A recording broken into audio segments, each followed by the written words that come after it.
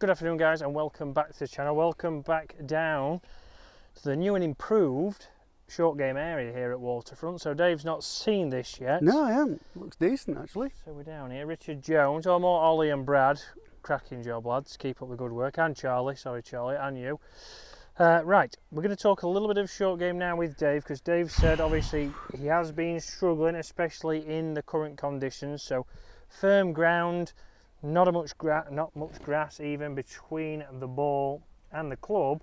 Been getting a lot of thins. Yeah, I'm finding I'm having to hit the ball I think you have to hit the ball absolutely perfectly to do anything decent with it. Say either I'm hitting it there or I'm hitting it just behind and it's bouncing off the hard ground and catching that right at the equator, which either way is no good for me. So like Dave says, there's not much room for error when you're playing on, like even if you're playing links golf, you've not got much room for error. So one big thing for all of you really is, again, looking at your wedges. I do mention it a lot at the moment. If you are playing off firmer ground, there's not much in between. You want to be looking at wedges or using the wedge that you have, which has the least amount of bounce. So Dave, with his set, even with his 60 degree, has 9 degrees of bounce. 10 degrees of bounce on my sand wedge. 10 degrees of bounce on his 56. So that's right in between. So obviously when we're thinking about then when Dave's playing shots, if he opens that slightly, it's going to encourage and activate the bounce a bit too much. So when we're off these tighter lies, it's a rarity, but we're going to go with a square leading edge. Okay, so we're going to square that up because it's not going to dig because the ground's so firm. Then we need to obviously control our low point and where we are hitting the ball. So Dave's going to hit one. We're just going to go for the flag on the left here for Dave. Actually, we'll check the camera angle first. We'll go for this one on the right. Say near one. Yeah. Right. So we're going to get Dave. Dave's worrying. I am worried. Yeah. We're going to get Dave to go to this front right flag. It is close to an impossible shot. You have to be perfect here, so we might as well start as a means to go on. But Dave's going to hit a couple of shots. We're going to see what he's been doing. Start to see what kind of patterns we've got. It has been a while. So, reasonable strike. A little bit caught before the ball, probably about an inch. Yeah, bit of a drop kick, which is kind of what I've been doing. Common theme, yeah. So again, just runs out too far. So let's have another one. Let's have a look.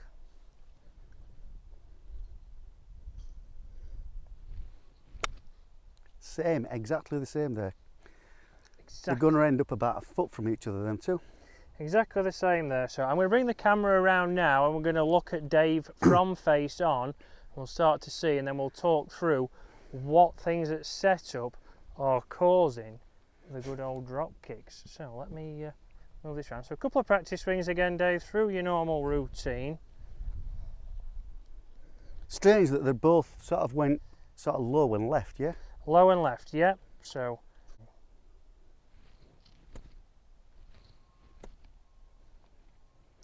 whenever you're ready, Dave. So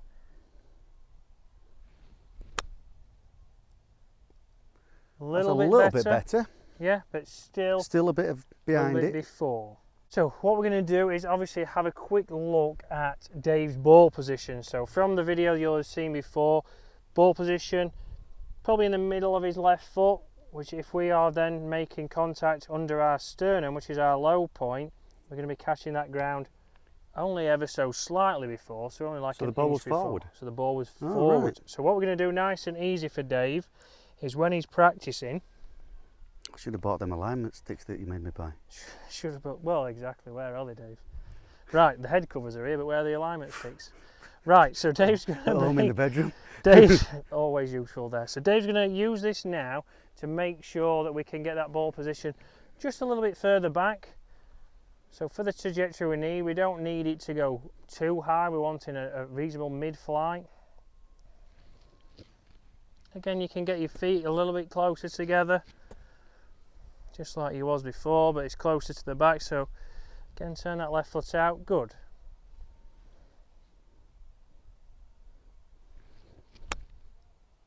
So straight away there, what's the strike?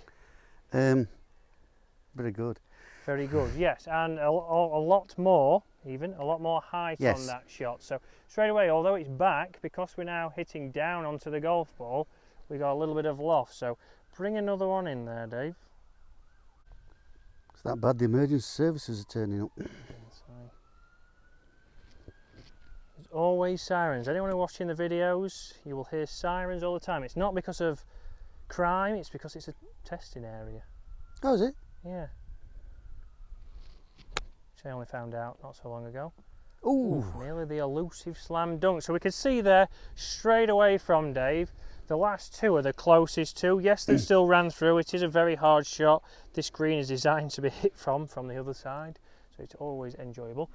But a lot more loft on that, a lot crisper strike, a lot better obviously where the low point is. And that's one thing you've got to check when you come down to a chipping green. Don't just get 100 balls out, thin 50 and hit 50 good, because that's going to be the same as what it does on the golf course. So another drill we've got for Dave, as well as this, is a tee drill that you will have seen before. So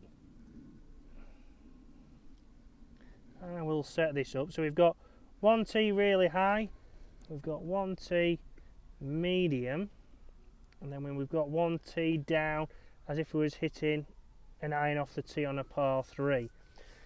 What this is designed for Dave to be able to do is to control his low point. So he has to have the ball position in the right position, and then from there has to come through with the right tempo to make contact every single time. So we're going to start on the highest one. We're going to then work our way down, and the final one we'll hit will be, again, off a tight line. So on this one, we're going to address the ball, so we're going to stand a little bit taller in the chest. So this is going to give you a better understanding of your low point, how to control it. So that's Dave's probably best shot. Clipped it off nicely, tee popped out. Back in the day, they used to say if the tee comes out and goes backwards, it's a great shot. Severiano Ballesteros said it was nothing to do with that. Well, exactly, and Sevi was correct. So next one, so you see there, it's not easy. You think, well, that's way above. But you see Dave was able then to keep his tempo good to make contact.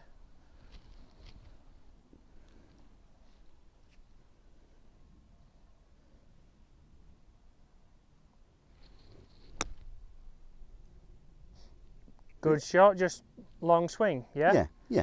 So strike was perfect, launched nice and high as you would expect, just a swing length. So let's go down now to the next one.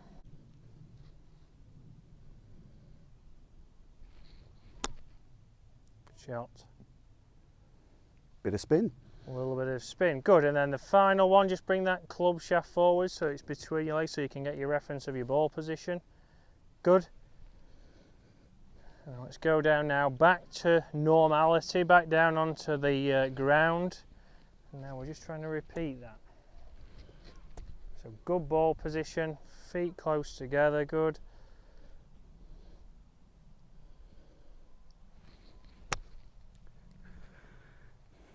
Got away with that a little bit, didn't I? Yeah, a little bit short and quick, but you can see now Dave's bad one is still the best shot he's hit. So the consistency has come, even his missed strikes now, they're much closer, so we actually got a little bit of control on there. So for Dave, we wanted him to stay with the 56 for this shot. Obviously you could go to a 60, it's a very high tariff shot. Like I say, it's a very hard shot, but Dave should be playing shots exactly like he did there. We try to get the height, we know, okay, if I catch before, that ball position's crept ever so slightly forwards. You can see now all of those have gone inside 15 feet, and this is a high tariff shot. That would give Dave an outside chance of holing the putt, but strikes became more consistent.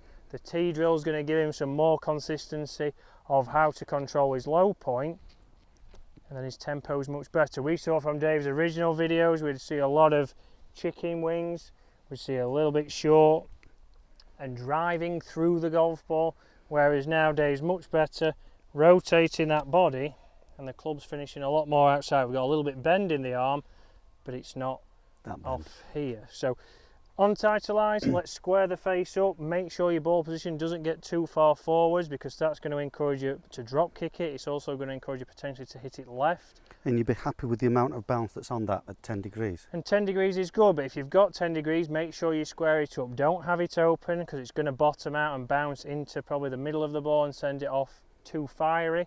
also known as thin. But if you've got something with 14 degrees of bounce, maybe look at going down to another club. You know, your 50 degree, which is the trusty one down on the ground. I was looking for it then. So the 50 degree here has also got 10 degrees of bounce. So maybe that would be just as easy as the 56 to use. But you might, you know, Dave is pointing at this because it's got 9. Oh, a full degree. A full degree. You might look at something else, but think about your wedges, guys. Make sure, but when you're on a bare light, square it up. Hopefully you enjoy that, guys. Hopefully you will watch out for Dave's fitting with the wedges, which we might do in the coming weeks because they are all here. Excellent. And Dave can spend some more money. So guys, thank you very much for watching. Hopefully you enjoyed it, and we'll see you again later in the week. See you soon.